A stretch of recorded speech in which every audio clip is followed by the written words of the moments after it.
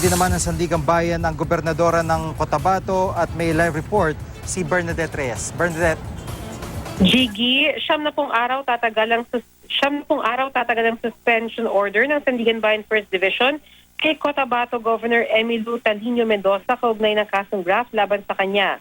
Nauna nang hiniling ng prosecution suspendihin si Mendoza dahil siya na raw ang tumatayong gobernador nang maganap ang umunoy anomalya sa pag-release ng 2.4 million pesos mula sa kanilang provincial fund. Ipinambayad daw ito sa 49,000 liters ng langis para sa mga sasakyang ginamit sa road rehabilitation. Binili ang langis sa gas station na pag-aari ng ina ni Mendoza. Base sa impormasyon ng kaso, hindi dumaan sa tamang bidding process ang kontrata.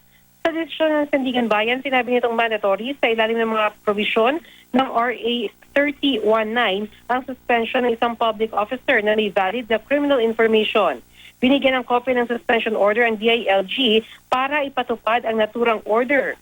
Sinisika pa ng GMA News na makuha ang reaksyon ni Governor Mendoza. Pero dati na giniit ng kampo ng gobernadora na hindi siya nag-utos na kontratahin ang gasolinahan ng kanyang ina, kundi inirekomenda raw ng kanilang Bids and Awards Committee. Pinagkatiwalaan daw ng gobernadora ang rekomendasyon ng BAC dahil ang direct contracting ay dati nang ginagawa sa kanilang lalawigan bago pa siya maupo sa pwesto at hindi raw niya alam na hindi pinapayagan ng COA ang ganitong sistema. Jiggy? Maraming salamat, Bernadette Reyes.